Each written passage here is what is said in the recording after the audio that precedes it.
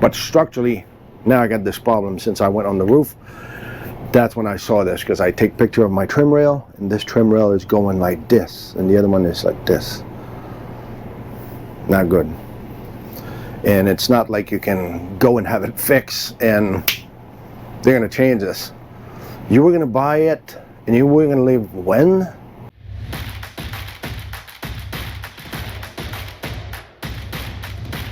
It's RV inspection day, and today we are in Fort Myers, Florida, and it's a scorcher, but we're about to inspect this gorgeous 2023 Newmar Superstar 4059. So stick around. We're going to see you at lunch to tell you what we found and the end of the day. Cross your fingers that we find nothing. All right, first glimpse. Beautiful Super C Superstar. We've done a few of those.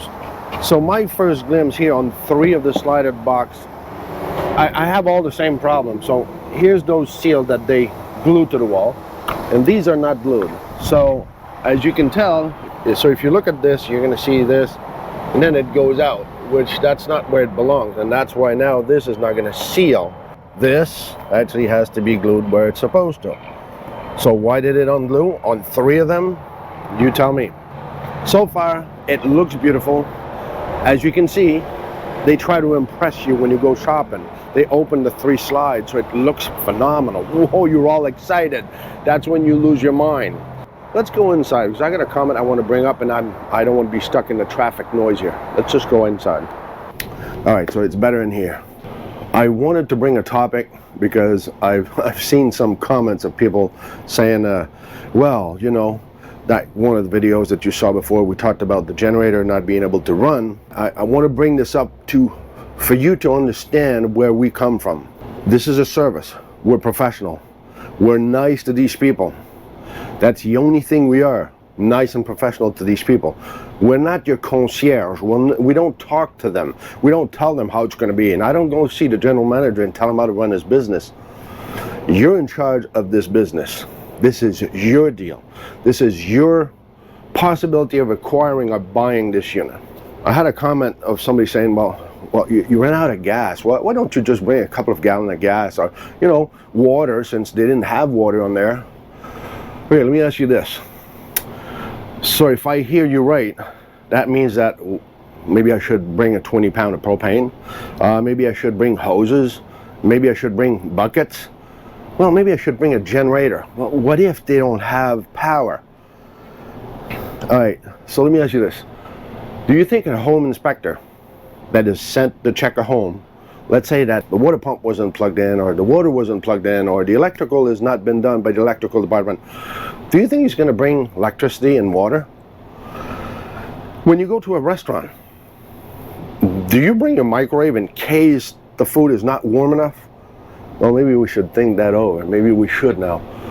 When you go for a test drive, do you bring gas just to be nice to the dealership, because they can't afford gas for you to test drive the unit? You know, they're broke. They're about to go bankrupt. Just saying. So yeah, you better bring gas. All right, people. So I hope you get the message. This is not the intent. This is not what we do, and that is exactly why we have agreements that stipulates on there, that is sent to them, and to your salesman, to the manager, to whoever. Here's what we need. Here's what's going to be delivered. That morning when we show up, these are the things that needs to be there. We've said this before, and I know you understand. So you got to make a difference here. We're there to protect your ass, not wiping it. I'm just saying, we'll do anything to accommodate to find things. But just for an example, on that gas or diesel, it was one of those Mercedes little unit. So referring to a unit we did in Texas not too long ago, and we're going to link the video above. In that particular unit, there's 24.5 gallons of fuel, of diesel, that goes in there. In order for a generator to work, you need at least 1/3 of a tank so it works. That's a safety device on every unit. So 1/3 of 24, let's say. Am I right to say 8 gallons just to make it run?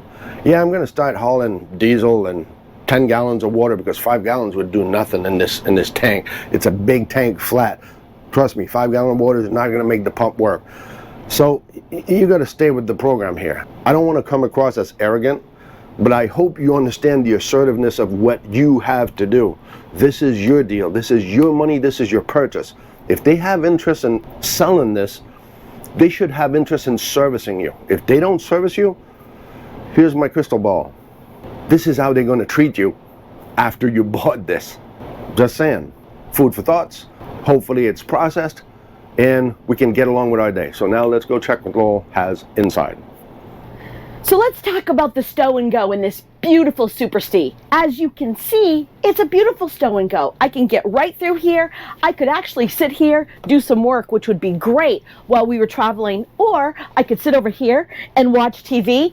And, you know, if the hub says, hey, I'm thirsty, I can get up, make him some lunch, access to the microwave, the half bathroom, the refrigerator, and the freezer, and also the bedroom.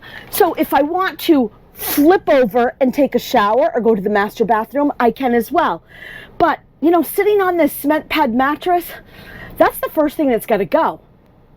So as far as this stow and go is concerned, I think it's fantastic. What do you think? Put it in the comments below. And while you're commenting, make sure to subscribe, give us a thumbs up, and share it with your friends. If you don't know what to say, just put C4BO, comment for Blue Ox. We'll see you at lunchtime.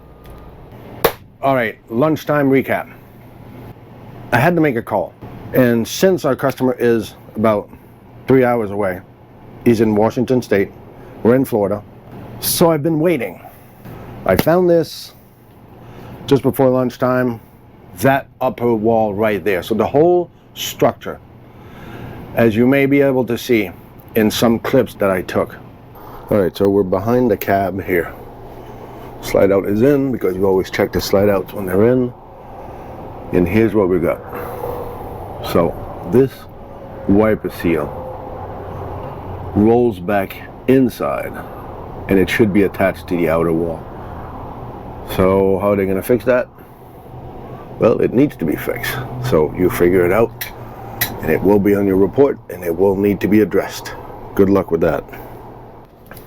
All right, so we're going to take you for a ride, like the traffic behind us. So see, you can't hear nothing here. Then the closer I get to this section,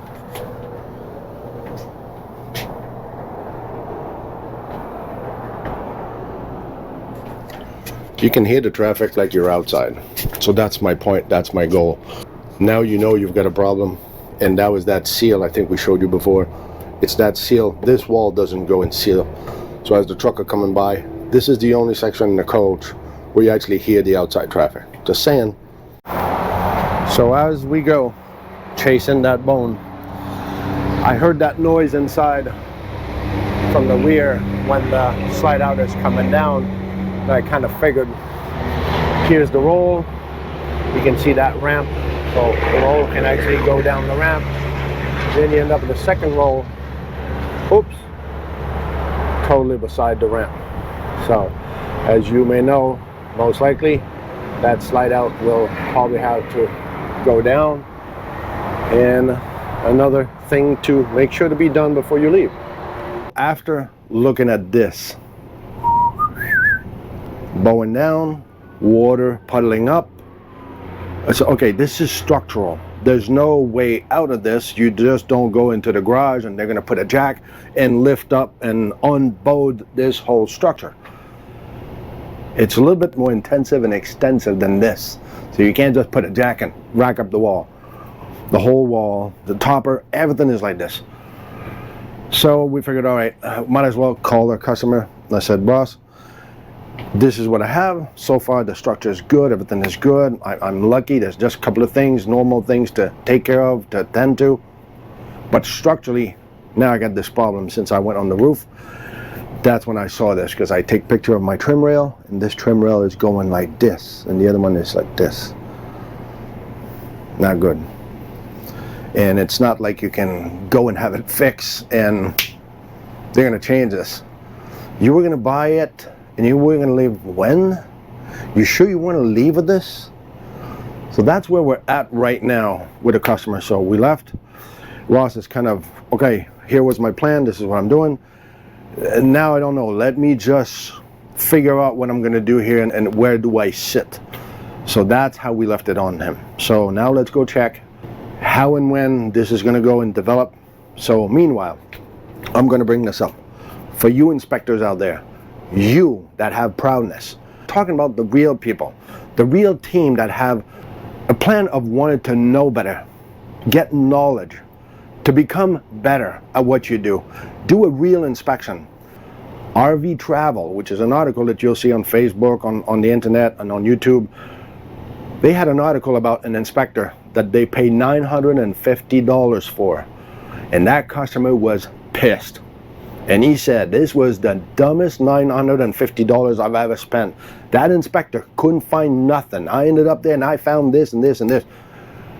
That's my point. So you, inspector, that want to up your game, want to be part of a group that is aiming to be better. We're aiming to be the few, the proud, the inspectors. Blue Ox has a place for you, maybe. Put your candidacy in our website, go to Blue Ox RV Inspection. There's 2 tabs, one for the inspection and one for the endorsement part. Try us out.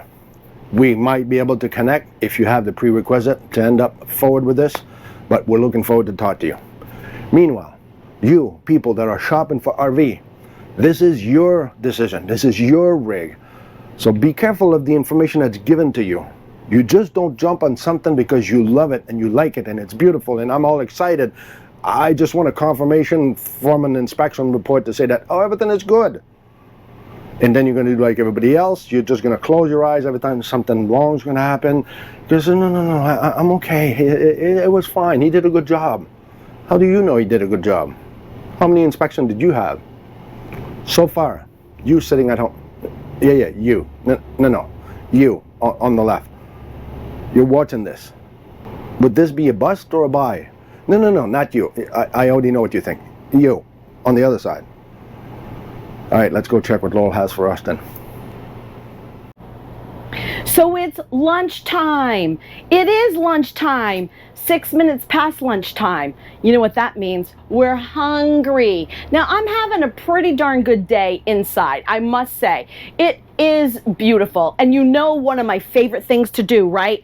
I love to come in these Newmars and clean all their mirrors for them. That's the fun part. Absolutely. Well, I'm glad I did that. Check out that. All right. Will you all just help me find one of my issues? Honestly, I hadn't seen that until just barely when I did that. So I guess I got to check all of them now. The other thing that I do have though is the slide roller marks. Now it's on both slides. Let's talk about these slide roller marks that they're making on this beautiful tile floor.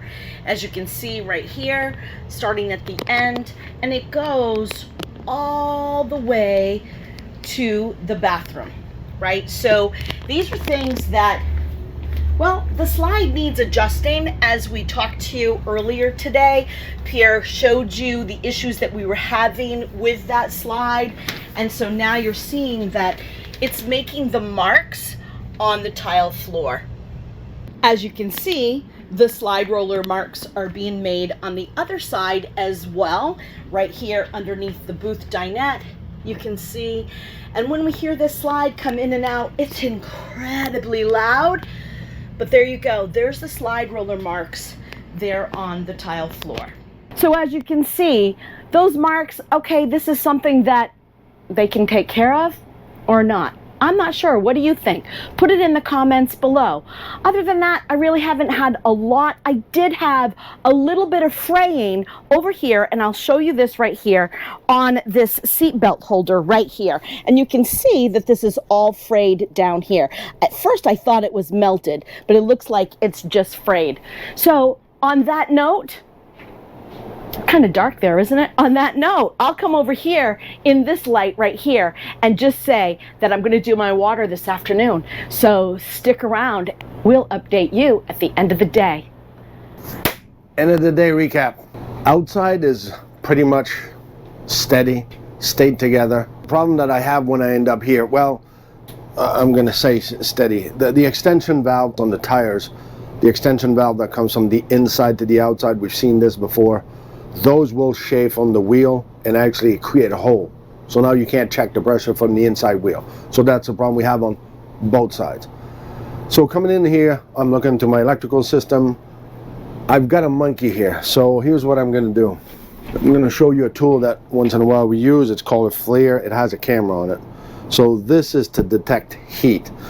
When I end up in my electrical box here, I can see, because I test every little bolts and nuts and I tighten them up, but then I touch these, got the cover out, I can feel the heat in there, and I'm thinking, okay, these boxes are hot. So that's when I get my flare, and that gives you a radiant image of what we have here. So if you can see my fingers right here, so that's my boxes. So it gives you an idea of some sort of a problem that I have in that box. Whatever it is, I don't know. Not my monkey to figure out, but that's another item with this unit. An electrician would probably make you feel good because, hey, if you know you're gonna buy this, it's just, I don't know, $500,000. Yeah, it's fine. It's just like some CEO of some companies sometimes say, once you bought the unit, we will take care of you personally. But once you end up with this, I'll save your butt. Well, that's what we do. We actually are there to save your butt. As I said earlier in the video, we're there to protect your ass. Not wipe it, but we're there to protect your ass. And again, this is something I'm gonna have to bring. We'll see how it goes. We'll see how happy somebody is or not about this unit, and if he's gonna carry through. So now let's go check what Lowell has with this inside. So it is the end of the day, and it's been a great day. You know, I did have one outlet that didn't work, which was beside the bed, and I had one USB in the dash that didn't work. All the windows, the shades, everything, and as you know, I saved my water till the end of the day. So come on in here. I actually did a load of laundry. That was perfectly fine. And then I said, well, let's test the toilet. Not something I expected. What do you think? Okay, I have a leak in the toilet area, and as you can see, it's splattering up here. And well, now you see what's going on. That is quite a leak right there.